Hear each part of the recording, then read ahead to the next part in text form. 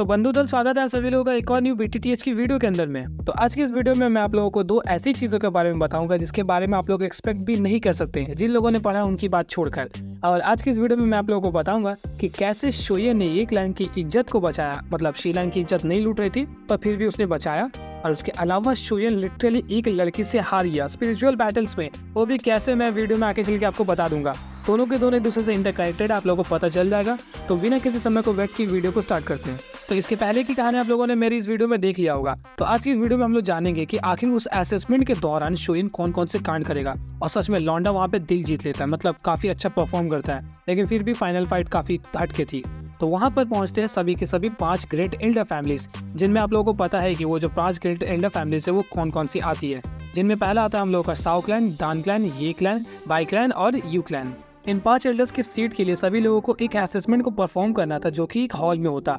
और लिटरली उस हॉल के अंदर में इतने ज्यादा लोग बैठे हुए थे कि वहाँ पर एक काफी तगड़ा कंपटीशन होने वाला है।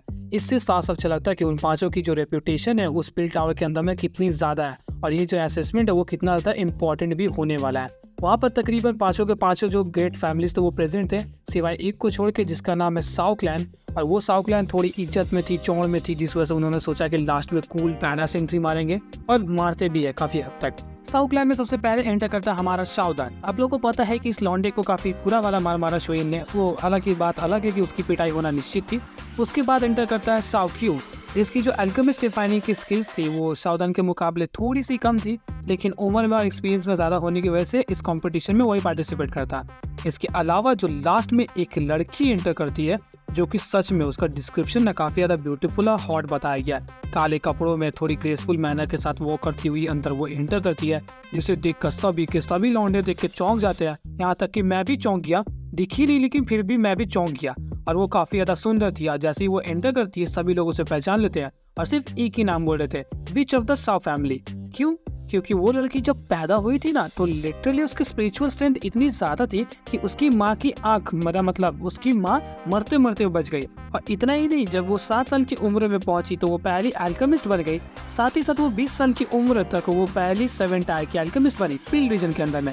और उसकी पावर्स को इतना ज्यादा पावरफुल माना जाता है कि वो इन फ्यूचर चल के 3 ग्रेट एल्डर्स की सीट पर वो पहुंच सकती है। उससे तो परसुअरस भी मान लिया गया है। तो इन सभी बातों को साइड में रखते हैं, सीधा पहुंचते असेसमेंट की तरफ। इस असेसमेंट के जो हेड होने वाले थे वो थे एल्डर शंग याओ, जो कि एक रेप्यूटेटेड एल्डर थे पूरे पिल टावर के अंदर में। उनकी भी क्लासिफिकेशंस और क्वालिफिकेशंस कुछ कम नहीं थी। और वो यहाँ पे बताते कि ये असेसमेंट को 3 स्टेजेस में डिवाइड किया गया है, और तीनों स्टेजेस में जो अच्छा परफॉर्म करेगा वो जीत जाएगा। तो सबसे पहले स्टेज के अंदर में एक काफी बड़ा सा स्टोन टैबलेट टाइप कर ले आया जाता है, जिसको टच करके सबकी स्पिरिचुअल स्ट्रेंथ को नापा जाएगा। और इसके अंदर में मिनिमम आप लोगों को 400 से ज्यादा स्पिरिचुअल स्ट्रेंथ को लाना ही था। और which of the Shao family, यानी कि वो शाओ यिंग जो लड़की है, उसने लिटरली पहली बार में ही 976 पॉइंट्स को अचीव किया था, जिसे अब तक किसी ने नहीं तोड़ा। और ये एक अनब्रेकेबल रिकॉर्ड है, और सभी लोगों को लग रहा था कि उससे ज्यादा तो कोई पहुंचेगा ही नहीं। तो सबसे पहले हम लोगों का आता है क्यू फैमिली का क्यू जी, जो कि तकरीबन 707 पॉइंट को अचीव करता है। उसके बाद आता है हम लोग का बाई यिन, जो कि 785 पॉइंट को अचीव करता है। उसके बाद आता है साओ शिउ, जो कि एक्चुअली में 896 पॉइंट्स को अचीव करता है। और लास्ट में आता है तान शुआन, जो कि तकरीबन 800 पॉइंट्स को वो अचीव करता है। और शोयन को अगर टॉप 3 के अंदर में एंटर करना तो उसे बाई यिन से भी ज्यादा पॉइंट्स को लाना पड़ेगा, वरना ये फैमिली काफी ज्यादा प्रॉब्लम्स को फेस करेगी। और शोयन जब लास्ट में आके उस स्टोन टैबलेट को टच करता है तो उस दौरान इतनी ज्यादा वो चमकने लगता है कि उसको देखकर वहाँ के जो एल्डर थे, जो कि असेसमेंट को परफॉर्म कराने आए थे, वो भी वहाँ से दूर हट जाते हैं। और ऐसा लाइट उन लोगों ने सिर्फ शाओ यिंग के टाइम पर देखा था। और जब शोयन का लास्ट में फाइनल पॉइंट निकलता है तो उसे देखकर सब कोई बिल्कुल चौंक जाते हैं, आंखें फटी की फटी रह जाती है, क्योंकि उसका पॉइंट पहुंच जाता है 1395। और सब लोगों का बस एक ही रिएक्शन था कि अबे ये कैसे तोड़ सकता है शाओ यिंग का रिकॉर्ड, वो तो गॉडेस है, हेन है, तेन है, सबको ये सोचने लगा। और कुछ लोग ये सोच रहे थे कि फाइनली किसी ने शाओ यिंग का रिकॉर्ड तोड़ा।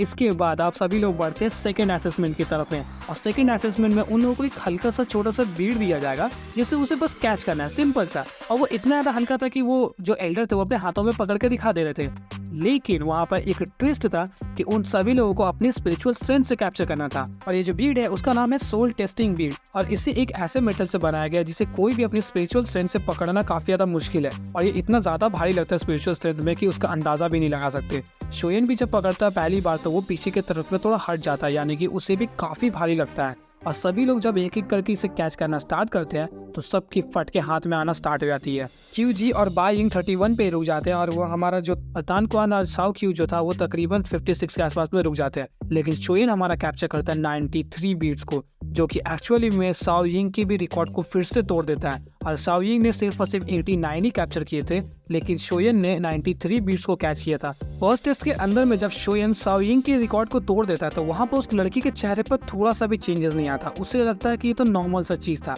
लेकिन जब सेकंड बार वो तोड़ता है तो वो थोड़ा सा मुस्कुराती है, मतलब इम्प्रेसिव टाइप का उसका दिमाग में चलता है।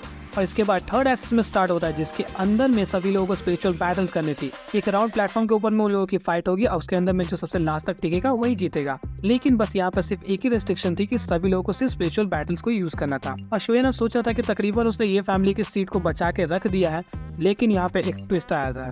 साओ यिंग यहाँ पे उठ के आके बोलती है कि मैं स्पिरिचुअल बैटल के अंदर में पार्टिसिपेट करना चाहती हूँ, जिसके बाद सब लोग चौंक जाते हैं और वो सोचने लगते हैं कि आखिर वो अचानक से ऐसा डिसीजन क्यों लेती है। उसके बाद वो रूल्स का ज्ञान वहाँ पे पेलती है काफ़ी देर तक और वो सभी लोग मान जाते हैं कि हाँ ठीक है। लास्ट में शोयन से भी पूछा था अगर सभी लोग राजी होते तभी वो उसके अंदर में पार्टिसिपेट कर सकती थी, और शोयन वहाँ पे हाँ बोल देता है। फिर सभी लोग एक दूसरे के साथ में स्पिरिचुअल बैटल करना स्टार्ट करते हैं और लिटरली मैं बता रहा हूँ सभी के सभी एकदम चीनी कम चाय थे और वो तीनों जो लौंडे थे वो पहली बार में बाहर हो जाते हैं। इसके बाद जो स्पिरिचुअल बैटल था वो सिर्फ इन दोनों के बीच में कंटिन्यू होता है, साओ यिंग और शोयन के बीच में। इन दोनों का जो स्पिरिचुअल बैटल था वो बिल्कुल लास्ट तक चलता है और इन दोनों के पावर्स को देखकर वहाँ के हर एक लौंडा बेहोश होने की कगार पर आ गया था। जब साओ यिंग दिखती है कि वो शोयन के सामने स्ट्रगल कर रही है तो वो अपना सील हैंडप्रिंट को इस्तेमाल करना स्टार्ट कर देती है, जो कि एक काफी स्ट्रॉन्ग स्पिरिचुअल अटैक है। इसकी मदद से शोयन के ऊपर में वो कई बार वार करती है। शोयन लगभग हारने की कगार पर आ गया था और वो भी प्लेटफॉर्म के बाहर जाने ही वाला था।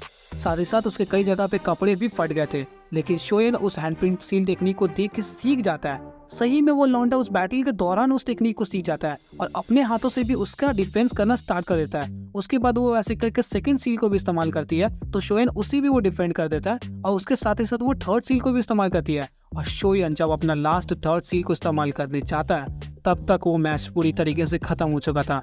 बड़ी खेत के साथ साओ यिंग ने पहले ही बोल दिया था कि अगर तुम मेरे तीनों के तीनों सील्स को रोक दोगे तो मैं यहाँ पे हार स्वीकार कर लूंगी। और जब लास्ट बैटल उन दोनों के बीच होता है तो धुआं धुआं हो गया था प्लेटफॉर्म। और जब प्लेटफॉर्म के ऊपर से धुआं हटता है तो वो लोग देखते हैं कि शोयन वहाँ पर प्लेटफॉर्म के एज पर खड़ा है, मतलब वो बाहर गिरा नहीं। यानी कि फाइनली इसका जो विनर निकल के आया वो हमारा शोयन था। लेकिन शोयन की हालत बिल्कुल पतली हो गई थी, यहाँ तक कि उसके पूरे कपड़े भी फट गए थे। स्क्रीनशॉट में लगा दूंगा कि वो लास्ट में कैसे कपड़े भी पहनता है। और तो और उसकी हालत पूरी तरीके से खराब थी। लेकिन सब लोग बस एक ही बात के लिए खुश थी कि फाइनली ये क्लैन जो है वो हमारा जीत चुका है। और इस बैटल के बाद साओ यिंग इसके ऊपर में गुस्सा बिल्कुल नहीं होती, बल्कि मानस के अंदर में तो वो थोड़ा सा किस नहीं करती, साइड में कानों पे जाकर बोलती है कि अगली बार मैं आशा करती हूँ कि शोयन अपनी स्ट्रेंथ को छुपाएंगे नहीं। मतलब वो दोनों ही समझ गए थे कि दोनों ने होल्ड बैक किया है। पूरी पावर्स का इस्तेमाल ना ही साओ यिंग ने किया ना ही हमारे शोयन ने, वरना यहाँ पे मुकाम कुछ और ही हो सकता था। तो इसी तरीके से शोयन हमारा एक लड़की से हारते हारते बचा, साथ ही साथ उसने ये फैमिली की इज्जत भी बचा ली।